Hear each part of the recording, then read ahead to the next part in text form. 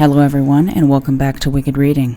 Today I will be reading By the Candlelight, author unknown. In that old empty laboratory, take a candle and some matches.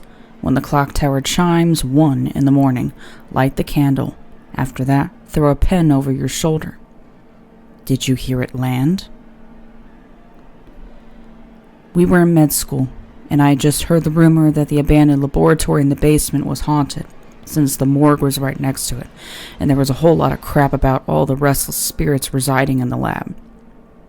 Of course, since this was med school, nobody really believed it. It was like telling campfire stories to us.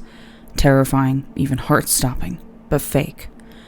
Because of the fact that this legend had been there for quite a few years and the lore behind it had gotten quite thick, thanks, Gossip Girl, I decided to make up a little ritual to do in that room in the wee hours of the morning, when apparently the veil between the spirit world and the world of living was very thin.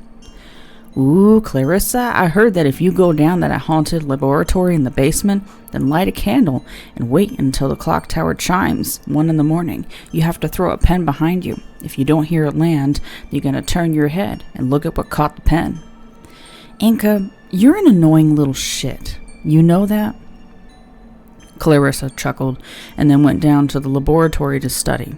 She was found dead the next day, and her cause of death was confirmed to be a heart attack. She was only 22 years old. 3 years later, I unknowingly started spending more and more time in that laboratory, and by this time I had mostly forgotten about Clarissa and her death and the lie that caused it. Inca, are you going down to the lab again? We barely see you these days, my friend Casey says to me. Yeah, you know that's the only place I can study peacefully now. But it's kind of creepy down there. Plus, it's right next to the morgue, and everyone knows how that goes normally. Have you never watched a horror movie? Come on, Casey. This is med school. You shouldn't believe in this sort of stuff. Yeah, you're right. Have fun studying.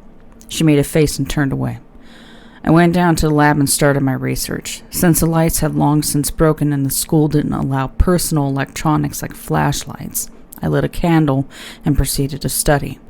It dragged on into the night, way after people started sleeping. As I researched various topics and did paperwork, I heard the clock tower chime 1 in the morning. The pen in my hand suddenly seemed noticeably conspicuous in my vision, and I remembered the lie that I had made, the legends, the slab, and Clarissa. Clarissa, who had died because I told her a lie. Then my arm, as if controlled by an otherworldly force, moved on its own. I lifted my pen and threw it over my shoulder.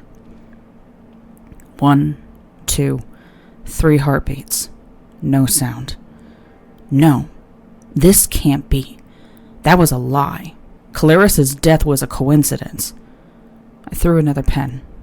1, 2, 3. Nothing. Then slowly I turned my head. Silence. Darkness. Like an all-encompassing beast, ruling all. And then there was Clarissa, holding my pens.